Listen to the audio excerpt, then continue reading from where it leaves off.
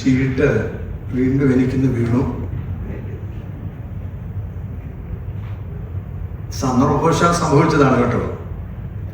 പിന്നെ എല്ലാം ദൈവിക ഉദ്ദേശമാണെന്ന് നമ്മൾ വിശ്വസിക്കുകയും അതിനനുസരിച്ച് നമ്മൾ പ്രവർത്തിക്കുകയും ചെയ്യുന്നു. ഒന്ന് രണ്ട് കാര്യങ്ങൾ പറയുന്നതിൽ വിഷമം തോന്നരുത്, ചിന്തിക്കാൻ വേണ്ടി പറയുന്നുള്ളൂ. പ്രത്യേകിച്ച് ഇത്രയും സഹോദരന്മാരൊക്കെ ഇരിപ്പുണ്ട്, സഹോദരിമാരിപ്പുണ്ട്. ഇവിടെ നടക്കുന്ന ശുശ്രൂഷയിൽ പങ്കുകൊള്ളാനായിട്ടാണ് നമ്മളെല്ലാവരും വന്നിരിക്കുന്നത്. ഇവിടെ ആരും അറിവില്ലാത്തവരാരും ഇരിപ്പുണ്ട്. എഴുന്നേറ്റ് വാക്ക് സ്തോത്രം ചെയ്യാൻ കഴിവില്ലാത്ത സഹോദരന്മാരാരും ഇരിപ്പില്ല. ഒരു വേദഭാവം വായിക്കാനോ എന്തെങ്കിലും ഒരു ചെറിയ ആലോചന പറയാനോ കഴിവില്ലാത്തവരാരും ഇവിടെ ഇല്ല. അതുപോലെ ഇത്രയും പേര് ഒരുമിച്ച് നിന്ന് ആരെങ്കിലും പ്രാർത്ഥിച്ചാൽ അല്ലെങ്കിൽ സ്തോത്രം ചെയ്താൽ അതിന് ആമേൻ പറയുമ്പോൾ അത് അങ്ങനെ സംഭവം നടക്കുന്നുണ്ടോ എന്ന് പോലും എനിക്കറിയത്തില്ല. ചിലപ്പോൾ ആരെങ്കിലും ഒന്നോ രണ്ടോ വ്യക്തികൾ ഒന്ന് പതുക്കെ ഒരു ആമേൻ എന്ന് പറഞ്ഞെങ്കിൽ കുറച്ചുകൂടെ വൈറ്റാലിറ്റി നമുക്കുണ്ടാകും. വേണ്ടേ? കുറച്ചുകൂടെ വേണം കേട്ടോ. അതൊന്ന് ഓർപ്പിച്ചു എന്ന് മാത്രമേ ഉള്ളൂ. നമ്മൾ വളരെയധികം കൃപയും കഴിവുമുള്ള വ്യക്തികളാണ്. ഒരു വേർപെട്ട ആരാധനയിൽ അല്ലെങ്കിൽ അങ്ങനെയുള്ള കുടുംബങ്ങളിൽ ജനിച്ചുകൊണ്ട് നമ്മൾ ആരും പരിജ്ഞാനമില്ലാത്തവരല്ല. പക്ഷേ ആ പരിജ്ഞാനം ജീവിതത്തിൽ വെളിപ്പെടുത്താനുള്ള ഒരു ഉത്തരവാദിത്വം നമുക്കെല്ലാവർക്കും ഉണ്ട്. അതുകൊണ്ട് ആ ഒരു ചിന്ത എല്ലാവരുടെയും മനസ്സിലിരിക്കട്ടെ എന്ന് ഞാൻ ആഗ്രഹിക്കുകയും പ്രാർത്ഥിക്കുകയും ചെയ്യുകയാണ്. ഇന്നലെ ഇവിടെ ഒരു ബൈബിൾ സ്റ്റഡി നടന്നു. ഹീബ്രൂസ് 11. നിങ്ങൾക്ക് മിസ്സായത് എന്താണെന്ന് ഇനി പറഞ്ഞിട്ട് കാര്യമില്ല. നിങ്ങൾ ശരിക്കും മിസ് ചെയ്തു. ഫെലോഷിപ്പ് മിസ് ചെയ്തു. ഇന്നലെ ഒരു ചെറിയ ലഞ്ചൊക്കെ ഉണ്ടായിരുന്നു, അത് വളരെ നല്ലതായിരുന്നു, അതും മിസ് ചെയ്തു. ഇവിടെ ദൈവജനത്തിൻ്റെ ആലോചനകൾ നിങ്ങൾ മിസ് ചെയ്തു. അതുകൊണ്ട് കഴിയുമെങ്കിൽ അറ്റ്ലീസ്റ്റ് ശനിയാഴ്ച രാവിലെ വലിയ ബുദ്ധിമുട്ടുകളൊന്നും എല്ലാവർക്കും ഉണ്ടാവും തോന്നുന്നില്ല. ഈവനിങ് ഉച്ച കഴിഞ്ഞ് ഫ്രീ ആണല്ലോ. അതുകൊണ്ട് കഴിയുമെന്ന് വരിയിൽ അലസ മനോഭാവമൊക്കെ വെടിഞ്ഞിട്ട് അല്പം കൂടെ ഉത്സുകരായിട്ട് ദൈവസേനയിൽ കടന്നു വരുവാനായിട്ട് ഇടയാകട്ടെ എന്ന് ആഗ്രഹിക്കുകയും പ്രാർത്ഥിക്കുകയും ചെയ്യുകയാണ്. അതിനൊരു സമർപ്പണം നമുക്കുണ്ടാകട്ടെ എന്നാണ്. ഇന്നലത്തെ ഇവിടുത്തെ ബൈബിൾ സ്റ്റഡിയുടെ വിശേഷങ്ങളാണ് നിങ്ങളുമായിട്ട് പങ്കുവയ്ക്കുവാൻ. കാരണം നിങ്ങൾ അന്ന് ആ പാടെ ചില വ്യക്തികൾ മാത്രമേ ഉണ്ടായിരുന്നു. അതുകൊണ്ട് എല്ലാവരും കൂടെ ഒന്ന് അറിയട്ടെ എന്നുള്ള ഒരു ചിന്ത എൻ്റെ ഹൃദയത്തിൽ വന്നു. അതുകൊണ്ടാണ് വീണ്ടും ഈ 11-ാം അധ്യായം തന്നെ, എബ്രായലേഖനം 11-ാം അധ്യായം തന്നെ ചിന്തിക്കുവാനായിട്ട് തീരുമാനിച്ചത്. ഇതിൽ വളരെ പ്രധാനപ്പെട്ട ധാരാളം കാര്യങ്ങൾ. ഇതാർക്ക് വേണ്ടി എഴുതിയിട്ടുള്ളതാണെന്ന് അറിയാമല്ലോ. എബ്രായ വിശ്വാസികൾക്കാണല്ലേ എന്ന് പറഞ്ഞു കഴിഞ്ഞാൽ ആ നാളുകളിൽ പീഡിപ്പിക്കപ്പെട്ട ജനം ക്രിസ്ത്യാനികളായിരുന്നു. എന്നാൽ who was the persecutors? Who persecuted the Christians? Who persecuted the Christians? Jews. The Jewish people, they were the people who persecuted the Christian everywhere. It doesn't mean that others did not do that. Others also did it. But mostly they were the people. So when it comes into the New Testament, sometimes you may wonder why in the book of Hebrews chapter 11 says more about Old Testament patriarchs. പഴയ നിയമത്തിലെ മഹാന്മാരായിട്ടുള്ള വ്യക്തികളെ കുറിച്ച് എന്തിനാണ് പുതിയ നിയമത്തിന്റെ ഈ അധ്യായത്തിൽ പ്രതിപാദിച്ചിരിക്കുന്നത് എന്ന് സാമാന്യ ബുദ്ധിയിൽ ആരും ചിന്തിച്ചു പോകും. ശരിയാണ്, അതിനൊരു വലിയ ഉദ്ദേശമുണ്ട്. When the Holy Spirit wanted to speak to the people, there is no Jew or Gentile. It is for everyone. All the people should know what was going on in and around the world.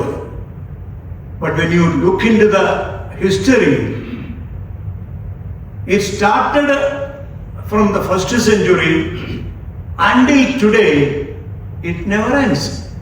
So the category divides, the Jewish people are divided, the other people, those who came to the faith, they are divided. So, but still, the persecution continues in and around the world.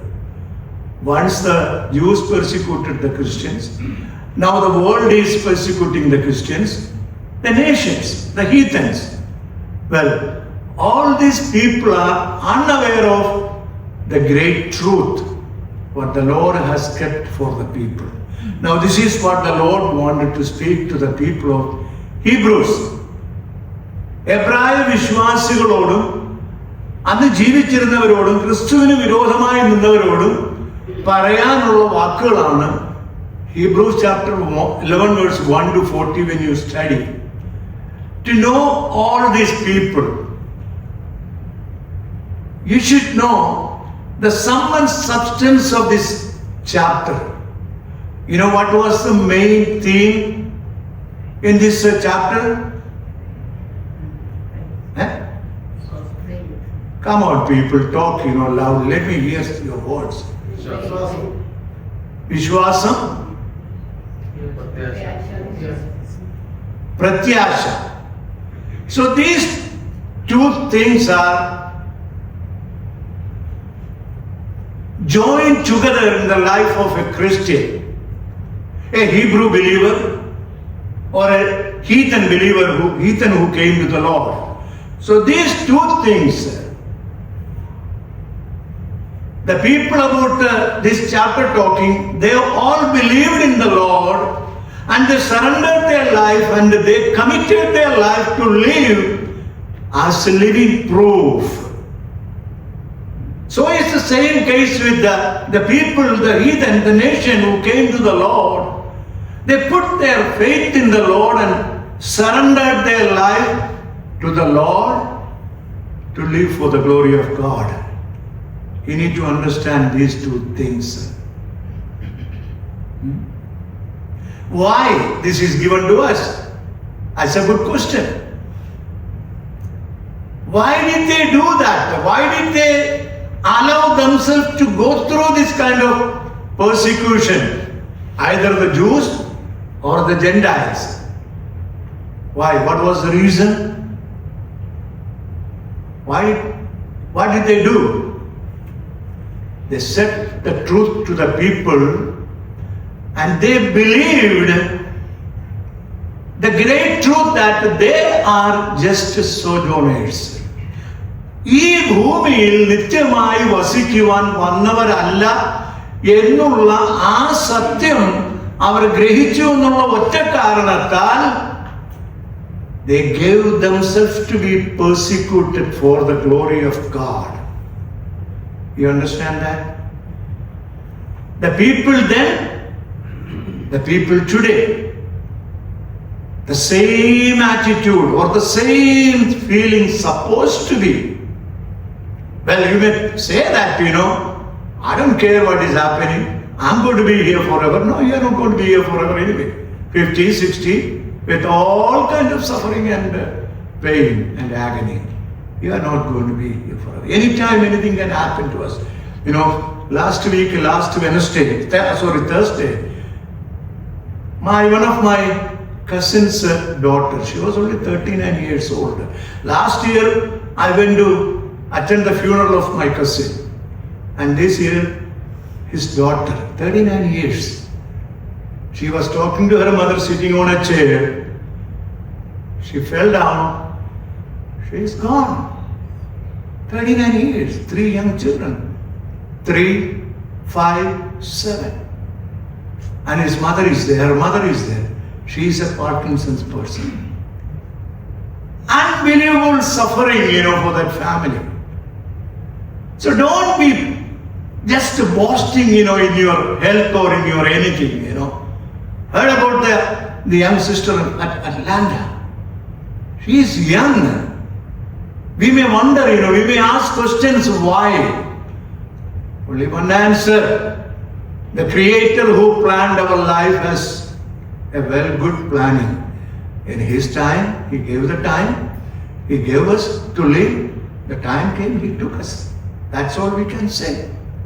So, don't be boasting in your life, in anything. I don't believe that, when I leave this place or when I'm standing here, that I'll be going back to my home. But I will go to my home. That certainty is in me.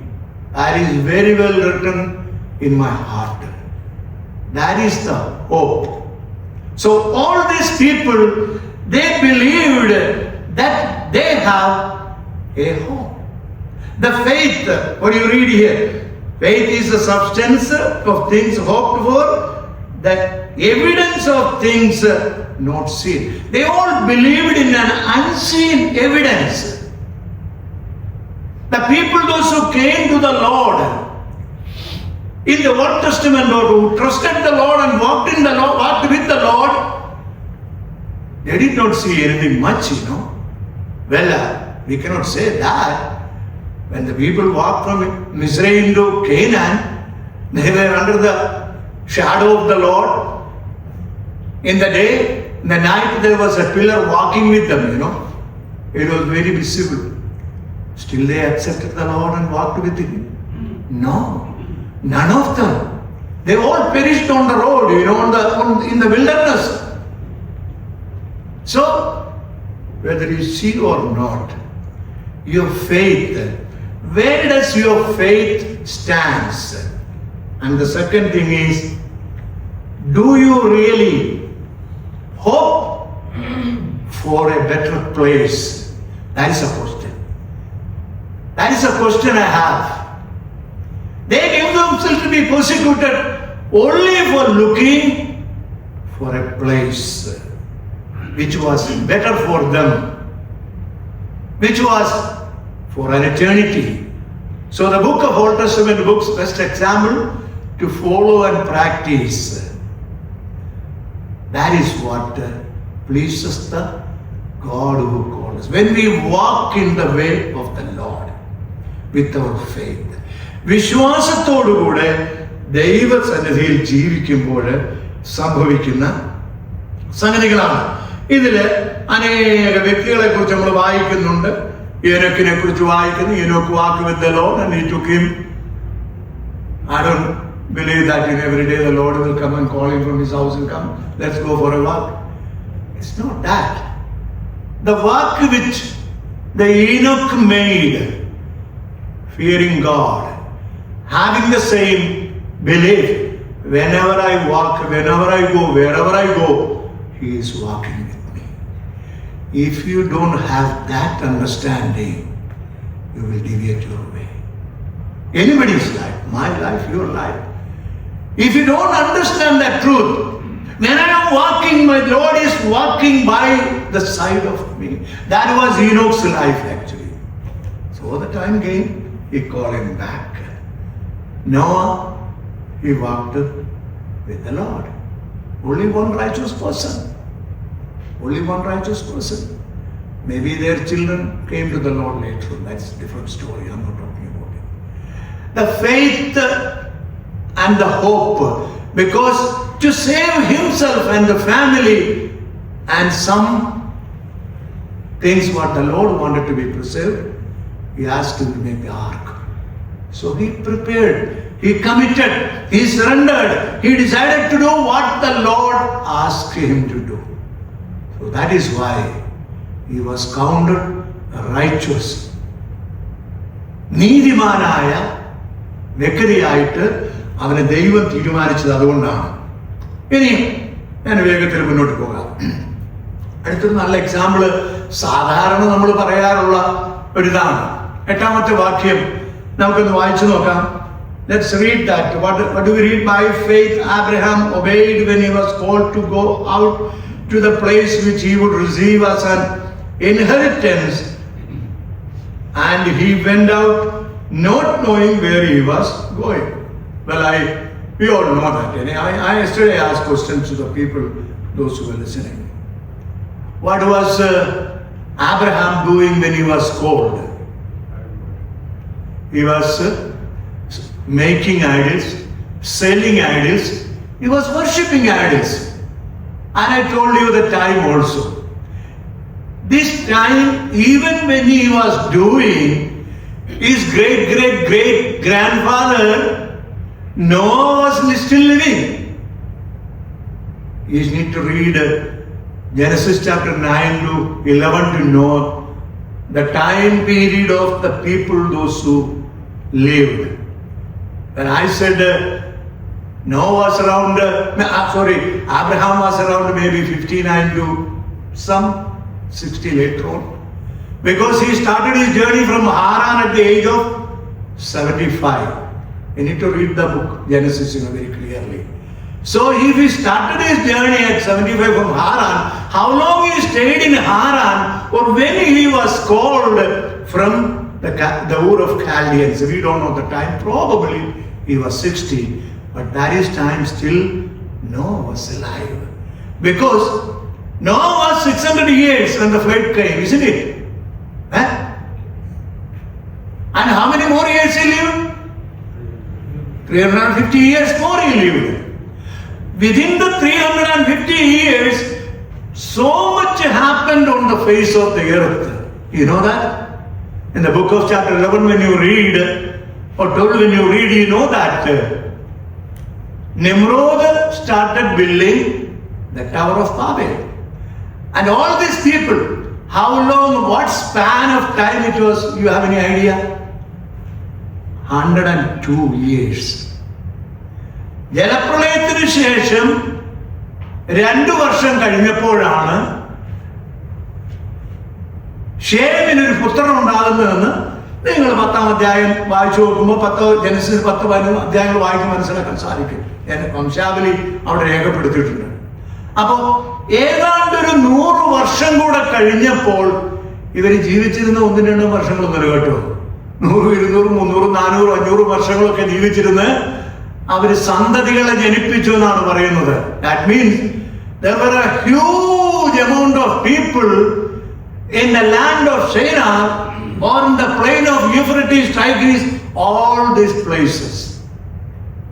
ഏത് ദിവസം വളരെ കൂലങ്കഷമായിട്ട് വായിക്കണം, പ്രത്യേകിച്ച് വംശാവലി, Genesis, origin, ഇതൊക്കെ വായിക്കാൻ സമയം മെനക്കെടുത്തണം. അപ്പോഴാണ് ഈ വ്യക്തികളെ കുറിച്ച്, അവരുടെ ജീവിതത്തെ കുറിച്ച് മനസ്സിലാക്കുവാനായിട്ട് നമുക്ക് സാധിക്കുന്നത്. ഈ അനുഭവത്തിൽ നിമ്രോദിന്റെ സമയത്താണ് ബാബേൽ തകർക്കപ്പെട്ടു. മാത്രമല്ല, നിങ്ങൾ 10-ാം അധ്യായത്തിന്റെ 25-ാമത്തെ വാക്യം വായിക്കുമ്പോൾ ഷേമിന്റെ വംശാവലിയിൽപ്പെട്ട ഏബ്, അവന് ജനിച്ച മക്കളുടെ സമയത്താണ്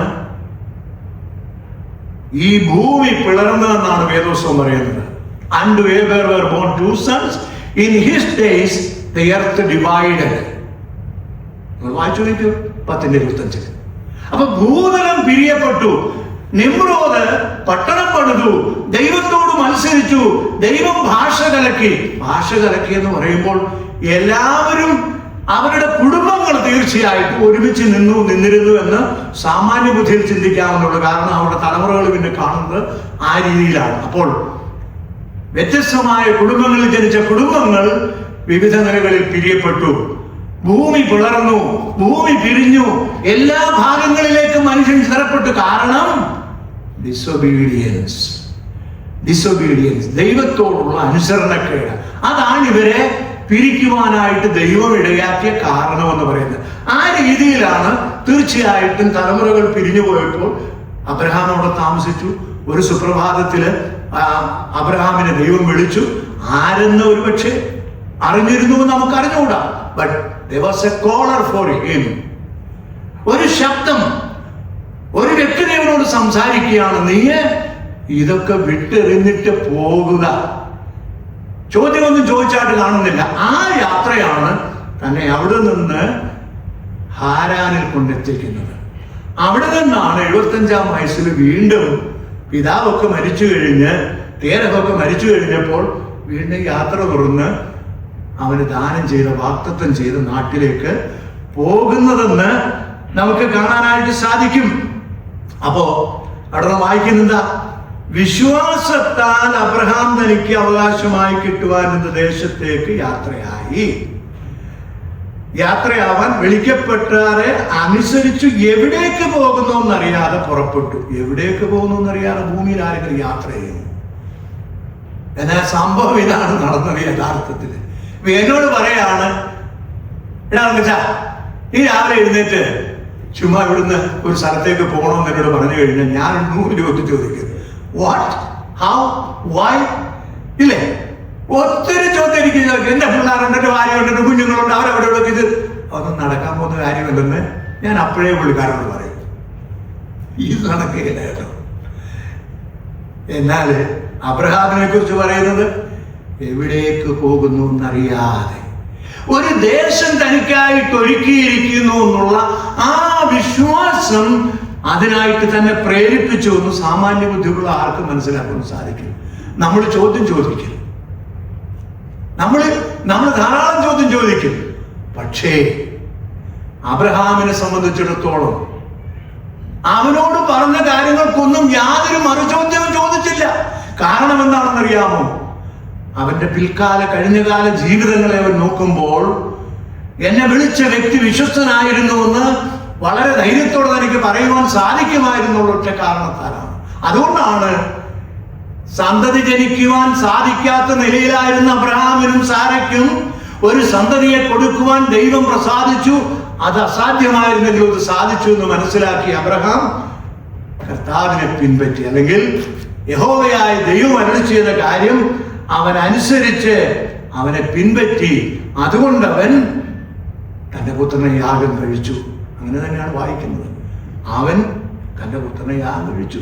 തീർച്ചയായിട്ടും വിശ്വസിച്ചു, ഈ സന്തതി ജനിക്കാത്ത എനിക്കൊരു പുത്രനെ തരുവാൻ ദൈവത്തിന് കഴിയുമെങ്കിൽ ഈ മരിച്ചവരെ ജീവിപ്പിക്കുവാൻ കഴിയുമെന്ന് ഉള്ള വിശ്വാസം അതായിരുന്നു തന്നെ ഇതിനായിട്ട് പ്രേരിപ്പിച്ചതെന്ന് ഏതൊരു വ്യക്തിക്ക് മനസ്സിലാക്കുവാനായിട്ട് സാധിക്കും. അവന്റെ ജീവിതത്തെ കുറിച്ചാണ് പറയുന്നത്. 10ാമത്തെ വാക്യത്തിൽ 9ാമത്തെ വാക്യത്തിൽ by faith he dealt in the land of promise as a foreign country dwelling in tents. ഈ സത്യം ഇന്ന് വരെ ഭൂമിയിൽ ആർക്കും മനസ്സിലായിട്ടില്ല. അവർക്ക് മനസ്സിലായിട്ടില്ല, ഇന്ന് ജീവിക്കുന്ന നമുക്ക് മനസ്സിലായിട്ടില്ല. പ്രിയമുള്ളവരെ, വാസ്തവമല്ലേ? നമ്മളൊക്കെ ഇവിടെ സ്ഥിരജീവികളാണെന്ന് വിശ്വസിക്കുന്നവരാണ്. എല്ലാ സൗകര്യങ്ങളും ഞാൻ ഒരുക്കി വെച്ച് മനോഹരമായിട്ടുള്ള സൗധങ്ങളും എല്ലാ ചുറ്റുപാടുകളിലും എല്ലാ സാമ്പത്തിക വ്യവസ്ഥകളും ഞാൻ ക്രമീകരിച്ചിട്ട് ഞാനിവിടെ സ്വസ്ഥമായിട്ട് എന്നേക്കും വാഴുമെന്നുള്ള അനുഭവത്തിൽ ജീവിക്കുന്നവരാണ് ഞാനും നിങ്ങളും. But we are at fault. നമുക്ക് തെറ്റിപ്പോയി. അതങ്ങനെ ഒരിക്കലും സംഭവിക്കുകയില്ല. കാരണം ദൈവിക പദ്ധതിയല്ല. അങ്ങനെ ഒരു പ്ലാൻ ദൈവം ഒരുക്കിയിട്ടില്ല ആരെക്കുറിച്ചും, അല്ലെങ്കിൽ ആർക്കും വാഗ്ദത്തം ചെയ്തിട്ടില്ല എന്ന് ഈ ജീവിതാനുഭവങ്ങളിൽ കൂടെ നമുക്ക് വളരെ വ്യക്തമായിട്ട് മനസ്സിലാക്കുവാനായിട്ട് സാധിക്കും. ഇനി അടുത്ത വാക്യമാണ് 10ാമത്തെ വാക്യം. ആരെങ്കിലും ഒന്ന് വായിച്ച വേഗത്തിലെ 10ാമത്തെ വാക്യം. ദൈവം ശില്പിയായി നിർമ്മിച്ചതും അടിസ്ഥാനങ്ങളുള്ളതുമായ നഗരത്തിനായി കാത്തിരുന്നു. എന്താ പറഞ്ഞേ? ദൈവം ശില്പിയായി നിർമ്മിച്ചതും അടിസ്ഥാനങ്ങളുള്ളതുമായ നഗരത്തിനായി കാത്തിരുന്നു. So they waited for a city. They waited for a city. ഇതൊരു വലിയ മിസ്റ്ററിയാണ്, ഒരു വലിയ മർമ്മമാണ് ഈ പട്ടണം എന്ന് പറയുന്നത്. യഹോവയായ ദൈവം ഒരു വാഗ്ദത്തം ഇവർക്ക് നൽകി. A promise, great promise. That promise put them to believe in him and they are hoping for that to happen. മനസ്സിലായോ ഞാൻ പറഞ്ഞത്? മനസ്സിലായോ നിങ്ങൾക്ക്? കർത്താവ് അവർക്ക് വാഗ്ദത്തം ചെയ്ത ഈ വാഗ്ദത്തം അവർ വിശ്വസിച്ചു. അവൻ അരുളിച്ചൊരു നഗരം നിങ്ങൾക്ക് വേണ്ടി ഞാൻ ഒരുക്കുന്നുണ്ട്. ആ വിശ്വാസം പ്രത്യാശയിൽ ജീവിക്കുവാൻ അവരെ പ്രേരിപ്പിച്ചു. പ്രിയമുള്ളവരെ, that is what happened. That is the hope which these people had in their life. A wonderful hope.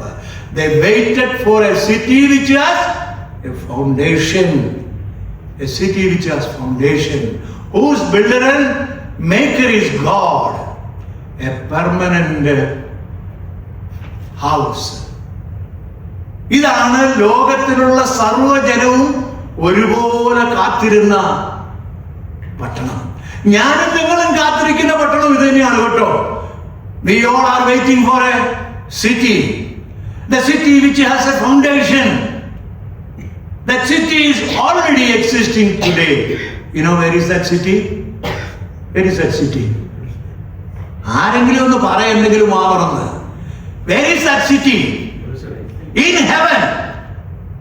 The city is already in heaven. That city is going to come down someday. That is what John saw. 2000 വർഷങ്ങൾക്ക് മുമ്പ് യോഹന്നാൻ അത് കണ്ടു എന്ന് പറയുമ്പോൾ നിങ്ങൾ എന്താ മനസ്സിലാക്കുന്നത് എനിക്കറിയത്തില്ല. ഞാൻ മനസ്സിലാക്കുന്ന ഇതാണ്, കർത്താവ് even before the foundation of the world he made already that city and kept there in heaven. That city is going down someday. Someday that city is going down, coming down. Do you understand that? Do you believe that really? നിങ്ങൾ വിശ്വസിക്കുന്നുണ്ടോ? Yes. Please say then. I do believe that city is already existing in heaven. That city is going to come down. That is the city which they were looking forward. The people of the Old Testament, the patriarchs. അവർ ജീവിച്ചിരുന്നപ്പോൾ അവർ കരഞ്ഞുകൂടായിരുന്നു. 2000 വർഷങ്ങൾക്കും യോഹന്നാൻ എന്ന് പറയുമ്പോൾ ആ പട്ടണത്തിന്റെ അടിസ്ഥാനങ്ങൾ ആരുടെ പേരുകളിൽ എഴുതിയിരിക്കുന്നു, ആ തൂണുകൾ ആരുടെ പേരിൽ എന്നൊക്കെ വായിക്കുമ്പോൾ അത് ഇന്ന് നമുക്ക് മനസ്സിലാക്കുവാൻ സാധിക്കും. അയ്യോ, അത് അങ്ങനെയാണല്ലോ, ശ്രേഷ്ഠമായിരുന്നല്ലോ എന്ന് അന്ന് അവരറിഞ്ഞില്ല. പക്ഷേ നിങ്ങൾ 11ാമത്തെ വാക്യം വായിച്ച പ്ലീസ് റീഡ് ഇമ്മീഡിയറ്റ്ലി. ഇവർ എല്ലാവരും വാഗ്ദത്തം പ്രാപിക്കാതെ ദൂരത്ത് നിന്ന് അത് കണ്ട് അഭിനന്ദിച്ചു. ഓക്കെ, 2 കാര്യം ആ വാക്കിൽ രേഖപ്പെടുത്തിയിട്ടുണ്ട് കേട്ടോ. നിങ്ങൾ ശ്രദ്ധിച്ചു വാക്യങ്ങളെ മനസ്സിലാക്കിയുള്ളൂ. ഒന്നോടെ വായിക്കുന്നത് they all died without inheriting that city. Isn't it true? They did not inherit that city. Why? God's plan was not that. So they did not inherit the city. They all died and gone. എന്നാൽ വീണ്ടും വായിക്കുന്ന വേറൊരു വാക്യമുണ്ടല്ലോ അതോടൊപ്പം തന്നെ, ദൂരത്ത് നിന്ന് ആദ്യത്തെ നിവൃത്തി പ്രാപിക്കാതെ ദൂരത്ത് നിന്നത് കണ്ട് അഭിനന്ദിച്ചു. ഭൂമിയിൽ തങ്ങൾ അന്യരും പരദേശികളും എന്ന് ഏറ്റുപറഞ്ഞുകൊണ്ട് വിശ്വാസത്തിൽ മരിച്ചു. അപ്പൊ മരിക്കുമ്പോൾ ഇവരത് കണ്ടിട്ടാണ് മരിക്കുന്നതെന്നാണ് നമ്മൾ വായിക്കുന്നത്. ഒന്നവർ പ്രവേശിച്ചില്ല അവിടെ, കാരണം literally that did not happened, but it was their spiritual mind which they know that they are waiting for that beautiful city and someday we will be there. They saw that beauty of the city. They did not inherit it. അതിന്റെ ഒരു നല്ല example ആണ് മോശയെ കുറിച്ച് നമ്മൾ വായിക്കുന്നുണ്ട് അല്ലേ, ആവർത്തന പുസ്തകത്തിൽ. അവനെ പിസ്കാ കൊടുമുടിയുടെ മുകളിൽ കൊണ്ടുപോയിട്ട് ദൈവം സകല മഹത്വവും തന്നെ കാണിച്ചു. പക്ഷെ അവിടെ പ്രവേശിക്കാൻ സാധിച്ചില്ല. ഇത് ഒരു ജീവിതാനുഭവമാണ്. ഞാനും നിങ്ങളും ഒരുപക്ഷെ കണ്ടുവെന്ന് വരികയില്ല. ഞാൻ ഈ പ്രസംഗത്തിന്റെ പകുതി പോലും ഞാൻ പറഞ്ഞില്ല. എനിക്ക് എൻ്റെ സമയമാകുന്നതുകൊണ്ട് നിങ്ങൾ വെറുതെ മനപ്രയാസപ്പെടുമല്ലോ എന്ന് വിചാരിച്ച് ഞാൻ പെട്ടെന്ന് പറയാൻ കേട്ടോ. കാരണം നിങ്ങളെ ബുദ്ധിമുട്ടിക്കാനും മുഷിപ്പിക്കാൻ എനിക്ക് താല്പര്യം, ആരെയും മുഷിപ്പിക്കാൻ എനിക്ക് താല്പര്യമില്ല. പിന്നെ പറയാനുള്ള കാര്യങ്ങൾ ഒരുപക്ഷെ പിന്നീട് വേണമെന്നില്ല, എനിക്ക് പറയാൻ സാധിക്കുമല്ലോ. അപ്പൊ മോശ കണ്ടില്ല. 14ാമത്തെ വാക്യം എന്താണ് വായിക്കുന്നത്? അവര് ഇങ്ങനെ പറയുന്നവർ ഒരു പ്രതിദേശം അന്വേഷിക്കുന്നു എന്ന് കാണിക്കുന്നു. അവർ വിട്ടുപോകുന്നതിനെ ഓർത്തുവെങ്കിൽ മടങ്ങിപ്പോകാൻ ഇടയുണ്ടായിരുന്നു. ധാരാളം കാര്യങ്ങൾ ഇതിനോട് ബന്ധത്തിൽ പറയാൻ സാധിക്കും. അബ്രഹാം വിളിച്ചിട്ട് എലയാസ് എന്ന് പറഞ്ഞ്, നീ പോയിട്ട് എന്റെ മകന് വേണ്ടി ഒരു ഭാര്യയെ കൊണ്ടുവരണം. യാതൊരു കാരണവശാലും അത് വായിക്കണമെന്ന് നമുക്ക് അറിയാൻ സാധിക്കും. ഉൽപ്പത്തി പുസ്തകത്തിന്റെ 24-ാം അധ്യായത്തിന്റെ 6 മുതൽ 8 വരെയുള്ള വാക്യം വായിക്കുമ്പോൾ വളരെ വ്യക്തമാണ്. അബ്രഹാം പറയുകയാണ്, നീ എന്റെ മകനെ അങ്ങോട്ട് കൊണ്ടുപോകാൻ ഒരിക്കലും എത്തിക്കരുത്. അവിടെ നിർത്തി വരാൻ താല്പര്യമുണ്ടെങ്കിൽ വരട്ടെ, ഇല്ലെങ്കിൽ എന്റെ മകനെ കൊണ്ടുപോകരുത്. കാരണം വിട്ടുപോകുന്നതിനെ ഓർക്കുവാൻ സാധ്യതയുള്ള ഒരു ലോകത്താണ് ഞാനും നിങ്ങളും ജീവിക്കുന്നത്. അതുകൊണ്ട് വിശ്വാസത്തിലേക്ക് ഈ 10-ാം അധ്യായത്തിന് തന്നെ 39-ാമത്തെ വാക്യം ഒന്ന് വായിച്ചു. 32-39 നീതിമാൻ വിശ്വാസാൽ ജീവിക്കും, പിന്മാറുന്നുവെങ്കിൽ എന്റെ ഉള്ളത്തിന് ഒരു പ്രസാദമില്ല. നാമോ നാശത്തിലേക്ക് പിന്മാറുന്നവരുടെ കൂട്ടത്തല്ല, വിശ്വസിച്ച് ജീവരക്ഷ പ്രാപിക്കുന്നവരുടെ കൂട്ടത്തിലത്രേ ആകുന്നു ഞാനും നിങ്ങളും ഇവിടെ നിൽക്കുന്നു. What is my hope? അബ്രഹാമിന് ഒരു കാലത്തും തിരിച്ചു പോകുവാൻ സാധിക്കുമായിരുന്നില്ല. എന്നെയും നിങ്ങളെ സംബന്ധിച്ച് വിശ്വാസത്തിലേക്ക് കടന്നു വന്ന് ഞാനും നിങ്ങളും യാതൊരു കാരണവശാലും ദൈവികമായിട്ടുള്ള ആരാധനയിൽ നിന്ന് ദൈവികമായിട്ടുള്ള പ്രവൃത്തികളിൽ നിന്ന് പിന്തിരിയുവാനായിട്ട് പാടില്ല എന്ന് ദൈവത്തിന്റെ വചനം നമ്മോട് അനുശാസിക്കുന്നു. പ്രിയമുള്ളവരെ, ഇതാണ് നാം മനസ്സിലാക്കേണ്ട വലിയൊരു സത്യം. അവരെ കണ്ടില്ല, പക്ഷെ കണ്ടു എന്നുള്ള അനുഭവത്തിലാണ് അവർ മരിക്കുന്നത്. ഞാൻ വേഗത്തിൽ എൻ്റെ വാക്കുകളെ അവസാനിപ്പിക്കാൻ കാരണം 38, 39, 40 വാക്യം കൂടെ നമുക്കൊന്ന് വായിക്കാൻ പെട്ടെന്ന്. 11 Hebrew 11:39. അവരെല്ലാവരും വിശ്വാസത്താൽ സാക്ഷ്യം ലഭിച്ചിട്ടും വാഗ്ദത്തം നിവൃത്തി പ്രാപിച്ചില്ല. അവർ നമ്മെ കൂടാതെ രക്ഷാപൂർത്തി പ്രാപിക്കേണ്ടതിന് ദൈവം നമുക്ക് വേണ്ടി ഏറ്റവും നല്ലതെന്ന് മുൻകരുതിയിരുന്നു. Praise the Lord. Lord's plan. അവർ വാഗ്ദത്ത നിവൃത്തി പ്രാപിച്ചില്ല, കണ്ടില്ല എന്ന് പറഞ്ഞു. കണ്ടെന്ന് നമ്മൾ വായിച്ചു. എങ്ങനെ കണ്ടു? ആത്മീയമായിട്ട് അവർ കണ്ടു. They did not receive the promised land. God having provided something better for us, that they should not be made perfect apart from us. നമ്മെ കൂടാതെ. അപ്പൊ നമ്മെ കൂടാതെ എന്ന് പറയുമ്പോൾ ദൈവം ഏറ്റവും നല്ലതായിട്ടൊന്ന് ദൈവം മുൻകരുതിയിരുന്നു. അപ്പോ ഈ രണ്ട് കൂട്ടരെയും നമ്മൾ ഒന്ന് ഒരുമിച്ച് നിർത്തിക്കൊണ്ട് അവരെവിടേക്കാണ് നോക്കിയതെന്നാണ് നമ്മൾ ചിന്തിക്കേണ്ടത്. പഴയ നിയമ വിശ്വാസികള്, വിശുദ്ധന്മാര്, അബ്രഹാമും ഈ കഷ്ടങ്ങളും പ്രയാസങ്ങളും മരണവും ശിക്ഷയൊക്കെ ഏറ്റനുഭവിച്ച ഈ എല്ലാ വിശുദ്ധന്മാരും മുന്നിലേക്ക് നോക്കി വരുവാൻ പോകുന്ന ക്രിസ്തുവിന്റെ യാഗമരണവും അവനിൽ കൂടെയുള്ള വീണ്ടെടുപ്പും അവൻ സ്ഥാപിക്കാൻ പോകുന്ന രാജ്യവും അവന്റെ പട്ടണവും എല്ലാം കണ്ട് അവർ മുന്നിലേക്ക് നോക്കിയിട്ട് ഈ ദൈവത്തിൽ അവരുടെ ആശ്രയം വെച്ചു. അവരവനിൽ വിശ്വസിച്ചു. കാണാതെ വിശ്വസിച്ചു, കണ്ടു, ഹൃദയത്തിൽ കണ്ടു വിശ്വസിച്ചു. പ്രിയമുള്ളവരെ, അതായിരുന്നു പഴയ നിയമ വിശുദ്ധന്മാരുടെ അനുഭവം. എന്നാൽ ഞാനും നിങ്ങളും അതുപോലൊരു അനുഭവമാണ്. ഞാനും നിങ്ങളും ഇന്ന് ക്രിസ്ത്യാനികൾ എന്ന് പറയുമ്പോൾ നമ്മൾ എങ്ങനെയാണ് വിശ്വസിച്ചത്? 2000 വർഷത്തിന് മുമ്പ് സംഭവിച്ച സംഭവം നമ്മൾ പിന്നിലേക്ക് തിരിഞ്ഞു നോക്കി. ആ കാൽവരിയിലേക്ക് നമ്മൾ നോക്കി. അവിടെ നടന്ന യാഗം നമ്മൾ കണ്ടു. എനിക്കായിട്ട്, നമുക്ക് വേണ്ടിയിട്ട് കാൽവരിയിൽ തന്നെത്താൻ ഏൽപ്പിച്ചു കൊടുത്ത ആ ക്രിസ്തുവിനെ നാം കണ്ടു. അവന്റെ അടക്കം കണ്ടു, അവന്റെ ഉയർത്തെഴുന്നേൽപ്പ് കണ്ടു, അവന്റെ പുനരുദ്ധാനം കണ്ടു, അവന്റെ വാഗ്ദത്തങ്ങൾ കണ്ടു. ഞാൻ വേഗത്തിൽ വരും, നിങ്ങൾക്ക് വേണ്ടി ഭവനമൊരുക്കുവാൻ പോകുന്നു എന്ന് പറഞ്ഞ ആ വാക്ക് ഞാനും നിങ്ങളും വിശ്വസിച്ചു. ആ പ്രത്യാശയിലാണ് ഞാനും നിങ്ങൾ ജീവിക്കുന്നത്, അല്ലേ? സംശയമുണ്ടോ? ഇല്ല, ഉണ്ടാകാൻ പാടില്ല. If you have a doubt about it, repent about the Lord and come back to the Lord again. That is only way you can inherit that kingdom. That is a promise. Let me stop it over here. So you know what happened. The Old Testament believers, they suffered.